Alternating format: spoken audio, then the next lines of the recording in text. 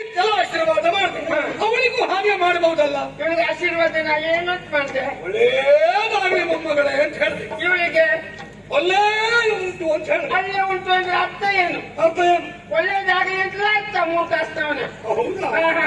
ನಿನಗೇನು ಗೊತ್ತಾಗ್ತದೆ? ಹಿರಿಯವರ ಆಶೀರ್ವಾದ. ಹೌದು, ಈ ಕೆಟ್ಟದ್ದು ಯಾಕ? ಶ್ರೀಕಾಂತ ಇವ್ರ ಭಾವ ನನ್ನ ಅಳಿಯ ಅವನು ಬರ್ತಾ ಇದ್ದಾನೆ ಇಲ್ಲಿಗೆ. ಎಲ್ಲಿಗೆ? ಮನೆಗೆ. ನಮ್ಮನೆಗೆ. ಅಯ್ಯೋ ದೇವ್ರೇ, ಹೋಯ್ತು ಹೋಯ್ತು. ನಮ್ಮ ಮಂತ್ರನ ಮಾನ ಮರ್ಯಾದೆ ಎಲ್ಲ ಕಳಚಕ್ಕ. ಗಾಯಕ ಬಂದು ಇಬ್ಬರು ಹೆಣ್ಣು ಮಕ್ಕಳ ಮನೆಯಲ್ಲಿ ಇರುವಾಗ ಅವರು ಬಂದು ಗೊತ್ತಾದ್ರೆ ಮುಂದೆ ಏನು ಗಂಡಾಂತರ ಆಗಿದೆ ಏನು ಹೇಳಿದ್ರು ಕೇಳಿ ಸಾಯುವುದಿಲ್ಲ. ಈ ಒಬ್ಬ ಕ್ವಾಣ ಚಂಬು ಹೋರಿ ಗೊಬ್ಬರ್ಯ ಏನ್ ಸುಡ್ದಾಡು ಗೊತ್ತಾಗುದಿಲ್ಲ.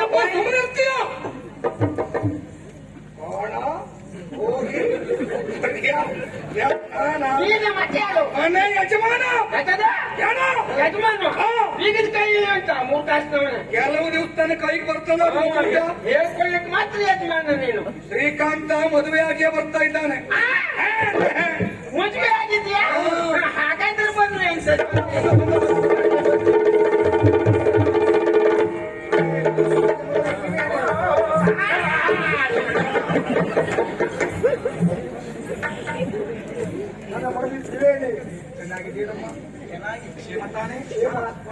ನನ್ನ ಆತ್ಮೀಯ ಮಾರುತಿಯವರಾಗಿ ಹೆಸರು ಮಾರುತಿ. ತ್ರೇತಾಯುಗದ ಆ ಮಾರುತಿ ನಿನಗೂ ಏನು ಹೋಲಿಕೆ ಇಲ್ಲ ಬಿಡು. ಅದು ಹಾಗೆ ಸ್ವಾಮಿ, ಹೆಸರಿದ್ದ ವ್ಯಕ್ತಿ ಇರ್ತಾನ. ಉದಾಹರಣೆ ನಿಮ್ಮ ಹೆಸರೇನು? ಸಾಕೇತರಾಯ. ಸಾಕೇತ ಅಂತ ಹೇಳುದು ಎಲ್ಲಿಗೆ? ಅಯೋಧ್ಯೆಗೆ. ನೀವು ಗ್ರಾಮಕ ಅಧಿಕಾರಿ ಸಾಕೇತರಾಯರ ಸಂಬಂಧ ಉಂಟದಕ್ಕೆ? ಕೊಟ್ಟು ಬೆಟ್ಟಿಂದ ನನ್ನ ಮಕ್ಕಳು ನರ್ಮದಾ ಗೋದಾವರಿ ನೀರು ಮತ್ತು ಗೋದಿರವೇ ಗೋದಾವರಿ ಮನೆ ಕೆಲಸದವರು. ಮನೆ ಕೆಲಸವ್ರ ನಮ್ಮನೆ ಹಳೆ ಬಿಡು. ಮೂರು ಕಾಸ್ತ ನಂಗೆ ತಮಾಷೆ ಮಾಡ್ತೇನೆ. ಈ ಮನೆ ಮೂರು ಬುಡು, ಈ ಮನೆ ಮೂರು ಅಲ್ಲ, ಇವ್ರಿಗೆ ಸಂಬಳ ಕೊಡುದು ಹೆಚ್ಚೆ. ಸಂಬಳ ಸಾಗಲಿ, ಊಟಕ್ಕೆ ಹೆಚ್ಚು ಹಾಕೋತೀವಿ ಹಾಕುದೇ. ನಿನಗೆಂತ ರೋಗ ಪಡ್ತಿದ್ದೆ ನಿನಗೆ. ನಾನು ಯಾವತ್ತು ಗೊತ್ತಾಗಲಿಲ್ವ ನನಗೆ? ಈ ಮನೆಯ ಮೂರು ಬುಡುವೆ ನಾನು ಗೊತ್ತುಂಟ. ಅದಕ್ಕೆ ಹೇಳಿದ್ದು ಕೂಡ ಸಾವುದು ಹೋಗಿದೆ.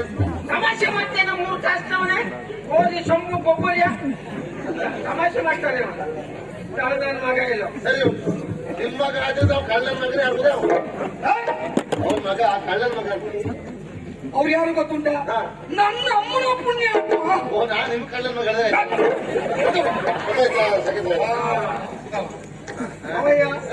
ಈ ನಾಡಿನ ಗಡಿ ರಕ್ಷಣೆಗಾಗಿ ನಾನು ಬಂದೆ. ಬರುವಾಗ ಪಥಮಸ್ಥೆ ನಮಗೆ ಕಾಣ ಸಿಕ್ಕಿದ್ದು ದಿವ್ಯ ಭವನ. ಆ ಭವನದ ಕುರಿತಾಗಿ ಕೇಳಿ ತಿಳಿಯಬೇಕು ಎಂಬ ಉತ್ಸಾಹದಿಂದ ಮಡದಿ ಬಯಸಿದ್ದಾಳೆ ಆ ಭವನದಲ್ಲೇ ವಾಸ ಮಾಡಬೇಕು ಎನ್ನುವುದಾಗಿ ಅದರ ಕುರಿತಾಗಿ ಕೇಳುವುದಕ್ಕಾಗಿ ಬಂದಿದ್ದೇನೆ. ಅದು ಬೇಕಾದ್ರೆ ನೀವು ಒಂದು ಭವನವನ್ನು ಕಂಡ್ರಿ, ಬೇಡವೇ ಬೇಡ ಆ ಭವನದ ವಿಚಾರ. ಯಾಕೆ? ಎಷ್ಟೊತ್ತಿಗೆ ನೋಡು ಭೂತ ಪ್ರೇತಗಳ ಕಾಟ ಆ ಭವನದಲ್ಲಿ. ಇದು ನೀವ್ ಹೇಳೋ ಮಾತಲ್ಲ ಸ್ವಾಮಿ. ಬರುವಾಗ ಬ್ರಾಹ್ಮಣ ಸಿಕ್ಕಿದ್ದೇ ಮಾತು ಹೇಳಿದ್ರು. ನೀವಿಬ್ರು ಕೇಳುದಿಲ್ಲ ಹೇಳಿದ್ರು. ಎಂತದು ಭೂತ ಪ್ರೇತ? ಅದಲ್ಲಿರುವುದು ಸಾಧ್ಯ ಇಲ್ಲ ಬಿಡಿ. ನನ್ನ ಮೇಲೆ ವಿಶ್ವಾಸ ನಿಮಗಿಲ್ಲ ಅಂತಾದ್ರೆ ಹಳೆ ಬಿಡ ನನ್ನ ಅಮ್ಮನಿಗೆ. ಅಯ್ಯೋ, ನಮಗ್ ವಿಷಯ ಗೊತ್ತಿಲ್ಲ. ಮಗ ಕಿಸಿಕಂತ ನಾ ಬಿಟ್ಟಿದ್ರೆ ಹೆಸರು ಮಾಡ್ರಿ ಈಗ ಸಿಗಾಡ್ಲಿಕ್ಕೆ. ಮಗ ಶಶಿಕಾಂತ. ನಾ ಹೇಳುದು ಓಸಿ ಕೇಳ. ಎಷ್ಟ? ಇದು ಸ್ವಲ್ಪ ಕೇಳು. ಹೌದು ಮಗ, ನಿನಗೆ ವಿಷಯ ಗೊತ್ತಿಲ್ಲ. ಅಮಾವಾಸ್ಯೆ ಅಂತಿಲ್ಲ, ಹುಣ್ಣಿಮೆ ಅಂತಿಲ್ಲ. ಆ ಮನೆಯಲ್ಲಿ ಶಬ್ದ ಆಗುವುದು, ದಡಬಡ ಶಬ್ದ. ಆ ಶಬ್ದಕ್ಕೆ ನಮ್ಮನೆಯಲ್ಲಿರುವಂತಹ ಪಾತ್ರೆ ಎಲ್ಲ ಗಣಬಣ ಕೇಳಬೇಕು. ಎಷ್ಟೋ ದಿವಸ ನಾನು ಮಂಚದ ಮೇಲೆ ಮಲಗಿದ ಕೆಳಗೆಲ್ಲ ಬಿದ್ದಿದ್ದುಂಟು. ಅದೇ ಅಜ್ಜಿನ ಬಾಗಿ ಬಿದ್ರೆ ಮಗ ಯಾವ್ದಾದ್ರು ಬೇಕು ಆ ಭವನ ಸುದ್ದಿ ಬೇಡ ಮಗ. ಯಾರು ಏನೇ ನಮಗಲ್ಲಿ ಇರಬೇಕು. ನೀರು ವಸ್ತ್ರ ಮಾಡಿಕೊಳ್ಬೇಕು. ಮಕ್ಕಳು ಬಯಸ್ತಾ ಇದ್ದಾರೆ, ಅಲ್ಲೇ ಉಳಿಬೇಕಂತೆ, ಆ ಭವನ ಬೇಕಂತೆ. ಎಲ್ಲರೂ ಅಲ್ಲಿಗೆ ಹೋಗಿ ಒಟ್ಟಿಗೆ ಒಂದು ಕಾರ್ಯವನ್ನು ಪೂರೈಸಿ ಅಲ್ಲೇ ಉಳಿದುಕೊಳ್ಳುವ. ತಿಳ್ಕೊಂಡು ಹೋಗು. ನಾವು ಬ್ರಾಹ್ಮಣರ ಮನೆ ಬರ್ತೇನೆ.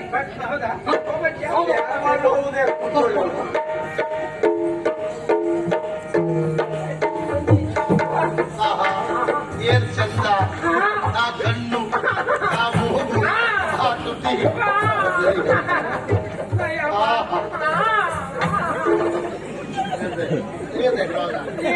ಹೇಳ್ತಾ ಇದ್ಯಲ್ಲ ಒಳ್ಳೆ ಏನೇ ಹೇಳೋದು ಉತ್ತರ ಆಗ್ತದೆ ಹಾಗಂತ ಹಾಗೆ ನೀನು ಹೇಳ್ತಾ ಇದ್ಯಲ್ಲ ನಾ ಹೊಗಳ್ತಾ ಇದ್ದೆ ಅದೇ ನಂಗೆ ಭಾರಿ ಸಂತೋಷ ಆಗಿತ್ತು ನಾನು ನಿಮ್ಮನ್ನ ಹೊಗಳ್ತಾ ಮತ್ತೆಂತ ಹೌದು ನಿಮ್ಮನ್ನೇ ಹೊಗಳ್ತಾ ನೀವು ಬಹಳ ಚಂದ ಅಜ್ಜಿ ಈಗಲೇ ಚಂದ ಇದ್ರಿ ಮುದ್ದೆ ಆಗಿದ್ರಿ ನೀವು ಒಂದ್ 20 ವರ್ಷ ಮೊದಲೇ ನೋಡ್ಬೇಕಿತ್ತು ನೀನು ಹೌದಪ್ಪ ಅದಲ್ಲ ಈ ಪ್ರಾಯದಲ್ಲಿ ಈ ಚಟುವಟಿಕೆ ಕಂಡಾಗ ನನಗನ್ಸುತ್ತು ಹೀಗೆ ಏನು ನಿಮ್ಮ ಮತ್ತೆ ನಿಮ್ಮ ಯಜಮಾನರ ಪ್ರಥಮ ಭೇಟಿ ಉಪವನದಲ್ಲ ಮದುವೆ ಮನೆಯಲ್ಲ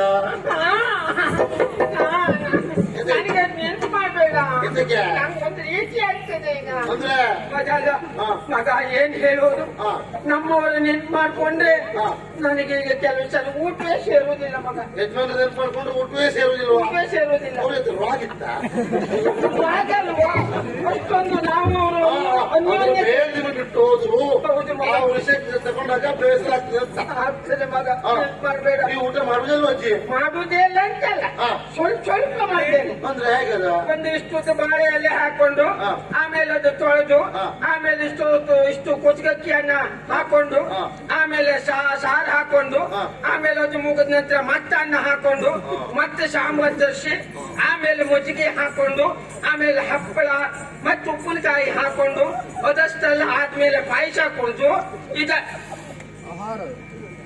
ಇಮೇಲೆ ಸಾಕ್ತಾರೆ ಮಗ ಎಲ್ಲ ನಂಗೆ ತಮಾಷೆ ಮಾಡುವವರೇ ಕಳೆ ನನ್ನ ಮಕ್ಕಳು ಗೋವಿಂದ ಮುಕುಂದ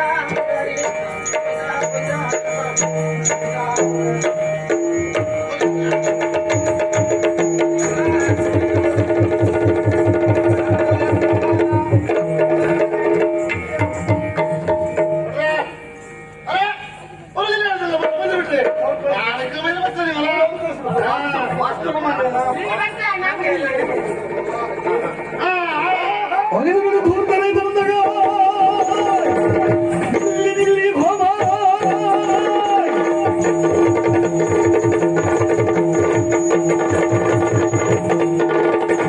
ನಿಲ್ಲಿ ಹೋಮ ನೇಮ ಎಲ್ಲ ಬೇಕೆ ಬಂದಿದೆ ಯಮ್ಮ ಯಮ್ಮ ಸೊಲ್ಲ ಕೇಳಿ ಜನ್ಮ ಬಂದ